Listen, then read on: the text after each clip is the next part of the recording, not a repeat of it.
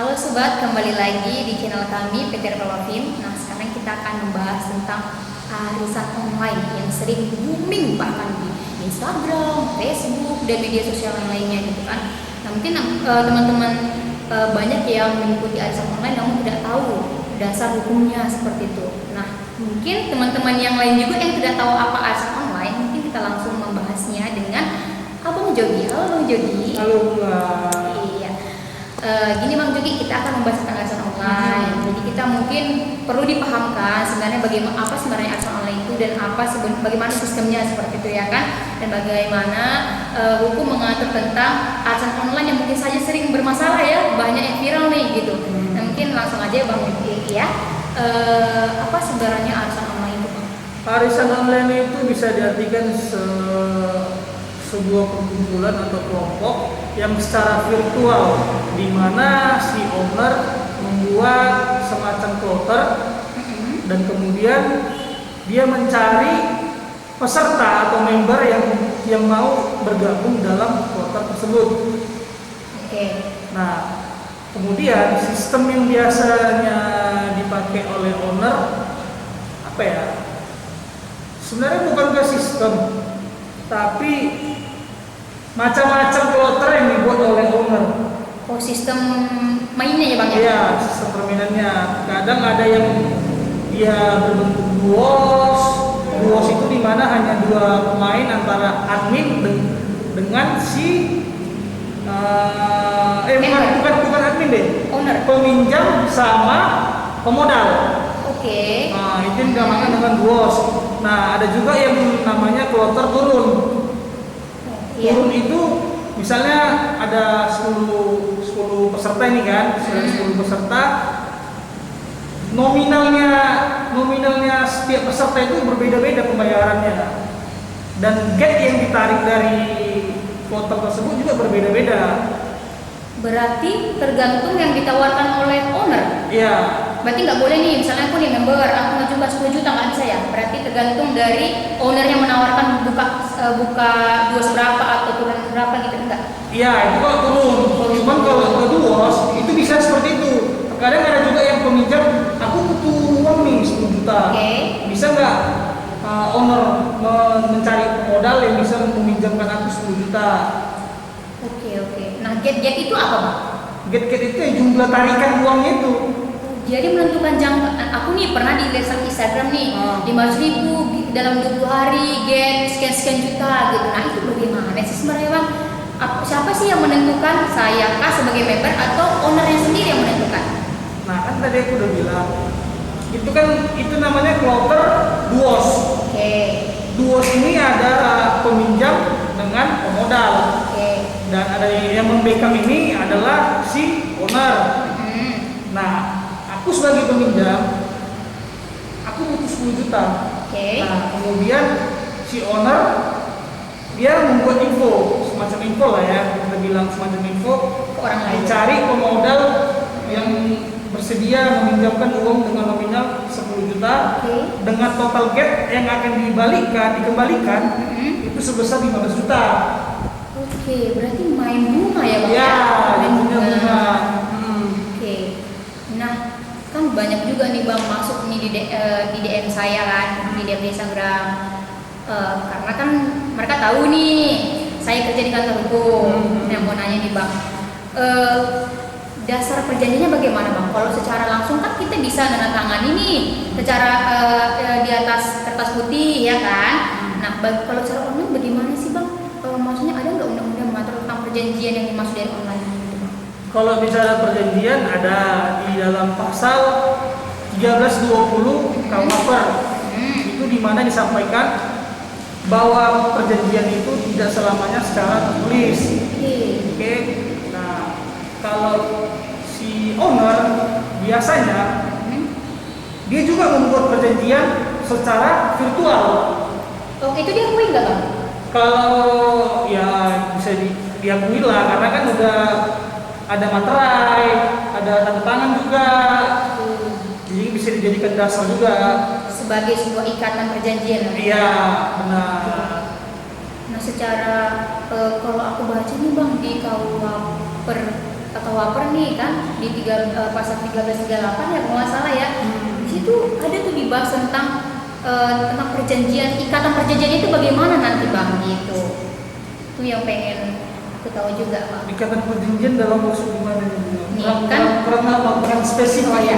Tadi kan kalau dari pasal 1320 di situ dijelaskan bahwa perjanjian itu tidak selamanya secara tertulis. Oke. Nah, bagaimana ikatan selanjutnya gitu loh Bang? Ikatan perjanjian itu kalau secara online gitu kan. Itu kan dasar dari 1320 itu kan boleh kita melakukan perjanjian secara online. Maksud aku apakah aku yang udah berjanji secara online bisa menarik diri? Oh, nggak bisa lah. Jadi tidak bisa Bang ya? Nggak bisa menarik diri karena kan sudah terikat dia. Berdasarkan undang-undang itu? Bukan, ya kalau berdasarkan undang-undang itu juga iya. Cuma kalau perjanjian ini secara lisan kan itu sudah menjadi sebuah perjanjian. Oke. Nah ini Bang kan sering mungkin Abang sebagai pengacara ya pernah mendapat kasus ya terkait tentang arisan online. Nah sebenarnya itu Bang, apakah itu termasuk yang namanya wan prestasi nggak sih Bang? Tergantung. Ada kalau di perdata jadinya wan prestasi. Karena telah terjadinya ingkar janji. Oke, namun apabila dia pidana bagaimana? Kalau pidananya bisa dijadikan penggelapan bisa, penipuan juga bisa. Nah kalau kita masuk ke ranah pidana, ya kembali lagi lah jatuhnya rugi. Karena kan kalau pidana ini kan memenjarakan orang.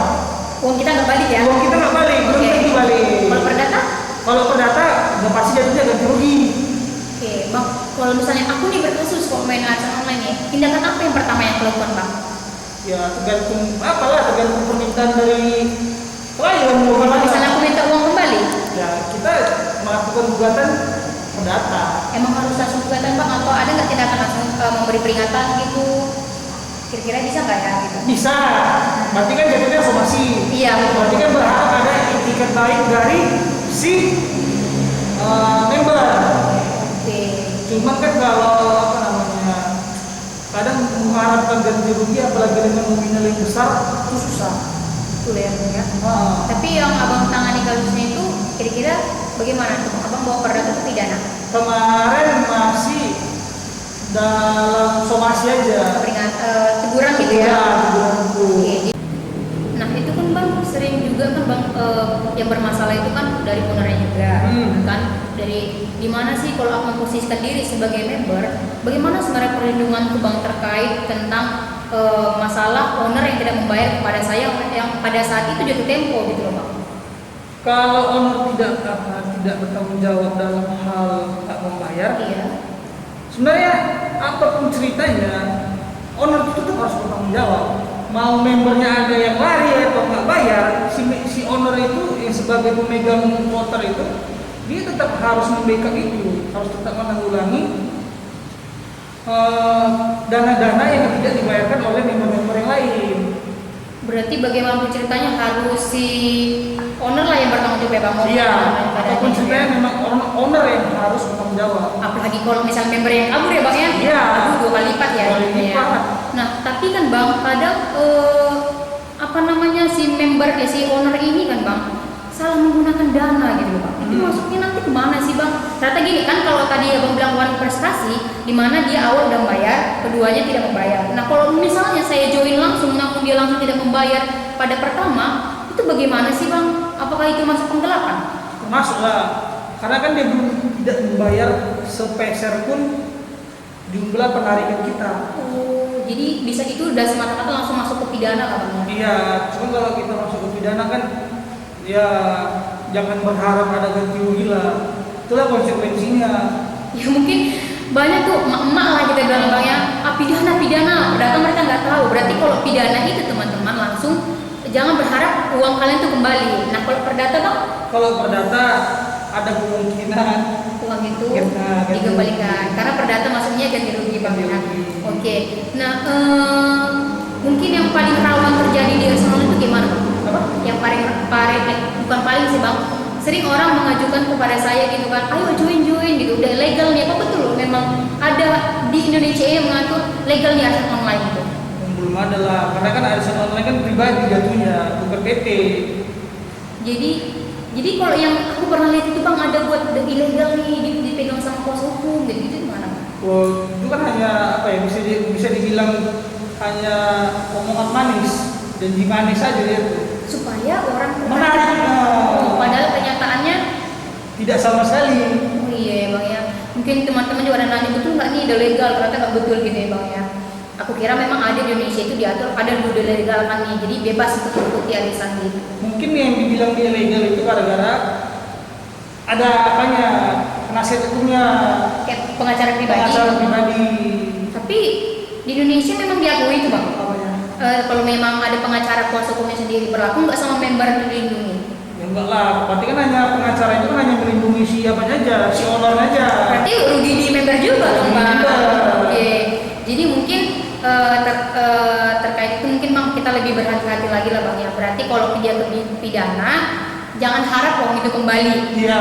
Data semoga dikembalikan karena masih membahas tentang ganti rugi ya bang ya. Bang, harapan ini bang supaya teman-teman di luar sana tuh untuk berhati-hati.